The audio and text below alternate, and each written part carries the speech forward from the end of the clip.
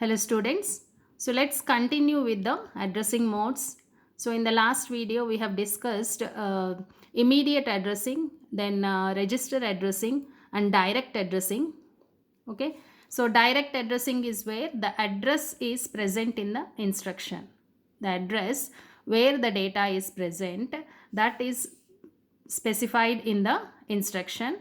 Like for example, move the contents of this location to AX register. So I have already explained you, like this is the offset address, and we get the 20-bit physical address by adding this offset address to the segment base address.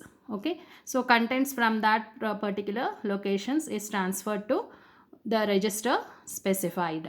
Here in case of direct addressing, it is always the data segment which is referred.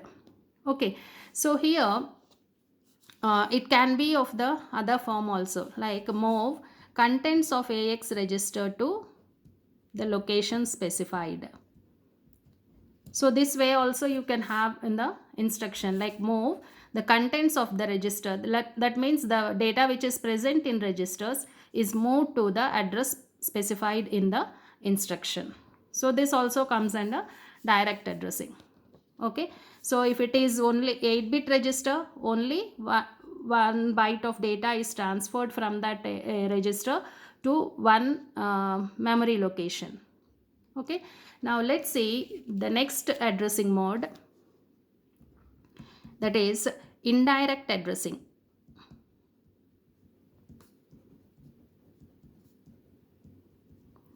Indirect addressing is where the address is not specified in the instruction, but we specify the register in which the address is present.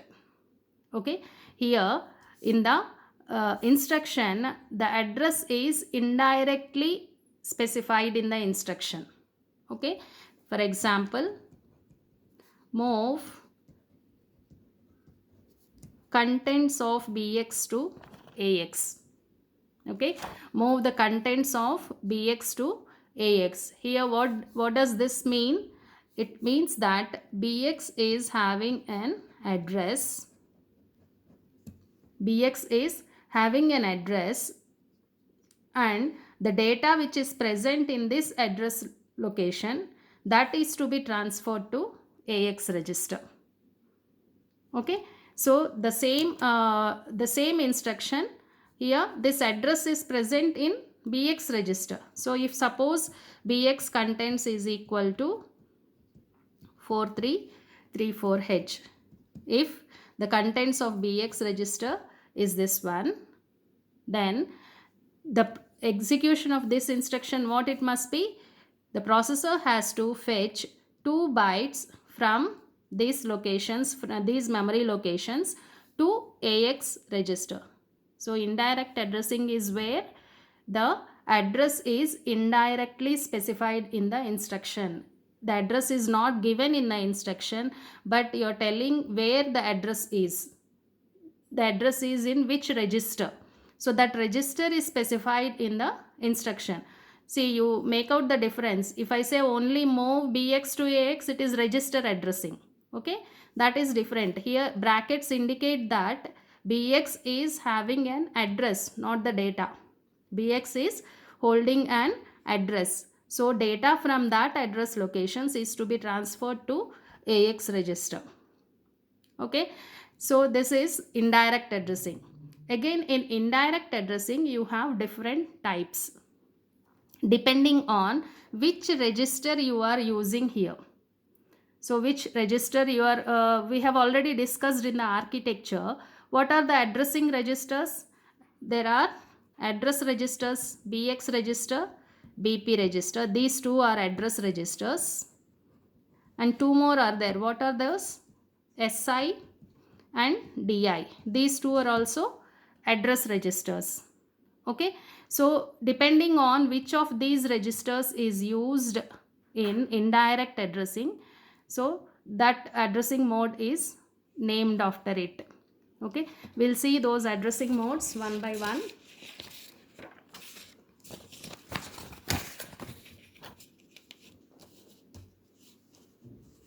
Okay, so example, if I say move the contents of bx to ax, here it means that address is present in bx register. Address is present in bx register. So bx register and bp register, we call them as base registers. Bx and bp, these two registers we call them as base register. Base registers. So this addressing we call it as indirect based addressing. In indirect addressing, this is based addressing. If suppose this or BP is not used in this, only base BX, if BX is present in the in addressing, indirect addressing, then we call it as based addressing. If I have SI to AX register, that means one of the index registers is used for addressing, indirect addressing, then this I call it as indexed addressing.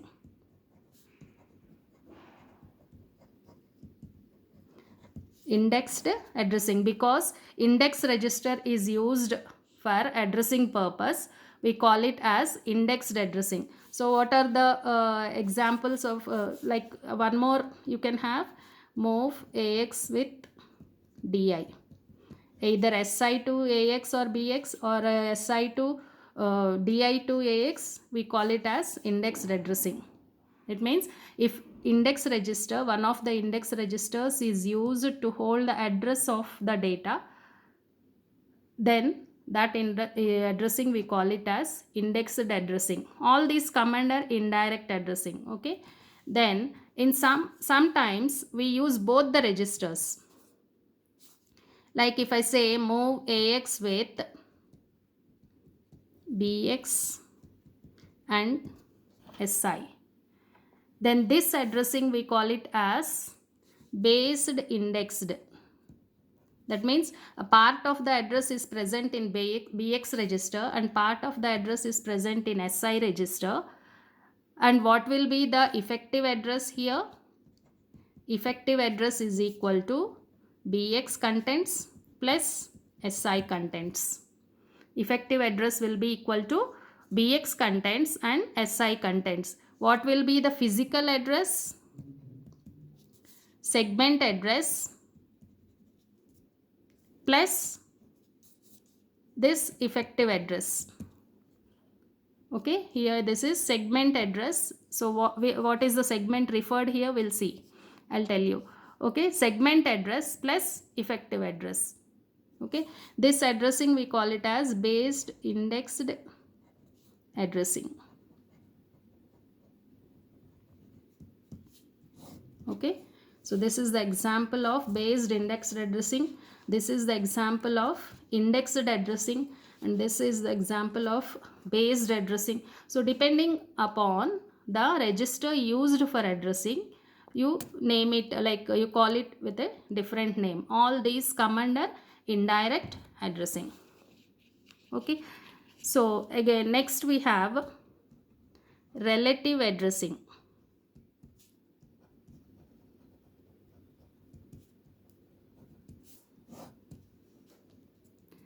Relative addressing. Okay, so relative indirect addressing. So here in the register, in the instruction, you'll have a register to hold the address plus displacement. Here this displacement can be 8-bit or 16-bit. This displacement can be 8-bit or 16-bit. So what does this mean? Here the effective address, what is the address, how we'll get the contents of the BX register plus this displacement. This is the offset address again from this particular location at an offset of the value specified here. We have to, the processor have to fetch the data from that location. Okay, so here effective address is equal to BX plus the displacement, 8-bit or 16-bit displacement. So this will give the effective address, and the segment physical address will be equal to segment address plus effective address. Segment address plus effective address. Here, because it is a base register used, segment will be data segment. Okay, we'll see, or I'll show you the table, like for what registers, what is the segment which is referred. Okay, so this is relative addressing. In indirect addressing, this is relative addressing. That means the part of the address will be in a register, and again the displacement will be given to this relative to this register address. The data will be present. Okay, so this is relative addressing. In relative addressing, you will have relative based addressing, then relative based indexed addressing. That means this is relative based addressing. You can also have like BX, SI and displacement. So this is relative based indexed addressing. Here this is relative based indexed addressing.